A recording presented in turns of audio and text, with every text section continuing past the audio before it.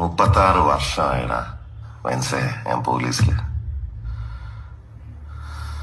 ഇതിനിടയിൽ പുറത്ത് അറിയുന്നതും അറിയാത്തതുമായ പല ചെറ്റത്തരങ്ങളും ഞാൻ ചെയ്തിട്ടുണ്ട്. പക്ഷെ അതിനൊന്നും എനിക്ക് ഒരു റിഗ്രറ്റും ഇല്ലടാ.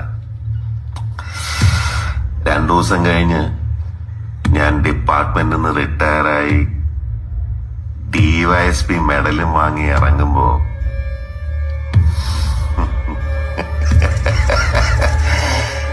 ജോർജ് സാറ് പഴയ ജോർജ് സാറ് തന്നെയാണ്. നീ ആരെയാണ് ഈ പേടിപ്പിക്കുന്നേ എന്നെ?